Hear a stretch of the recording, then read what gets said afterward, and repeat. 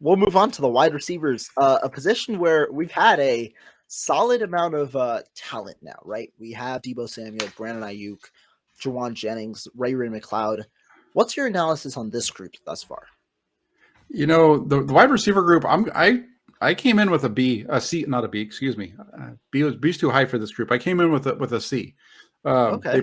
They would probably get a B if they weren't leading the league in drops. Mhm. But they lead the league in drop percentage. Primarily, that's coming from Debo Samuel and Juwan Jennings, who Jawan have Jennings, 12 yeah. between the two of them. But when you're dropping the ball as much as they are, it's hard to really put them in a spot above average. I know. Again, I talked about the net yards per pass attempt where they are as a team, the 49ers. So they obviously play a role in that. So you take their ability as receivers, and it's probably a B plus. But then you look at all the drops, and that's a D. So I put that. That's why I come together with a C grade. It's just, again, in the first half, too many drops. If they can get rid of that as they move forward, it'll be better. And, the 49ers' best offensive performance of the season came without the two guys that dropped the ball the most. So it'll be interesting to see Yeah. how it works out moving forward. That's fair. I have a little bit of a higher grade. I'm going to give the group a B minus, and that's because of the emphasis towards Brandon Ayuk, who I think is having a very, very solid, underrated season this year for the 49ers, establishing himself as the potential wide receiver one this year for the 49ers. Ayuk has 483 yards on the season, and when you look into the numbers, he consistently gets open, has good hands. He has the best hands on the team right now, and he also is just a good overall wide receiver. But like you said, I can't give the grade higher because not only does Debo Samuel have a drop issue, but Jawan Jennings has a big drop issue as well. And on top of that, the 49ers offense coincidentally has struggled in a way to generate big plays.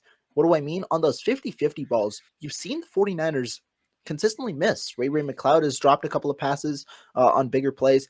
Debo Samuel has as well. Brandon Ayuk has struggled to come down with some of the bigger plays as well. And so to me, that also knocks down the grade a little bit. I do, though, give a little bit of praise, obviously, to Samuel's yards after the catch, ability. A huge portion of his yards this year, I think it's 288 of his 387 yards are after the catch this year. He's been utilized in a bit of a different role. His yards per target, like air yards per target, is around only 4 or 5. It's a lot of after the catch for Debo Samuel this year. So that's where I do think the grade bumps up a little bit. But in a way, it's been a relatively disappointing performance up to expectations from the position group. Yeah, you need to give them the credit for the yards after the catch. I think they're number one in the league in yak yards.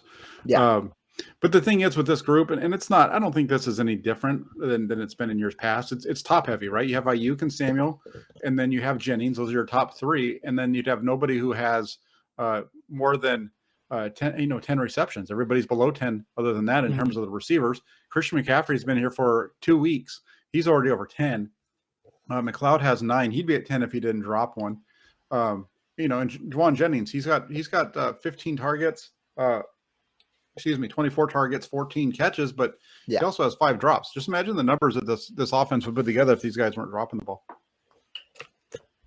No, definitely. I And mean, the also, I'm drops. sorry, Yeah, go ahead. I should Go have ahead. Go also ahead. added in, Danny Gray as well. Danny Gray, rookie, third-round draft pick. Has been disappointing this year as well. Yeah. He can barely get on the field, and he has 6 total targets through the first 8 weeks. Mm-hmm. And no Definitely. catches. Definitely. Yeah. I mean, he has been pretty much an afterthought to the point where we both didn't have him in our initial analysis. So that's that for Danny Gray. But overall, the 49ers receivers, I'd expect a little bit of a better second half. You normally think that these drops can normally regress to the mean, but it is players that have had drop issues in the past. So we'll see.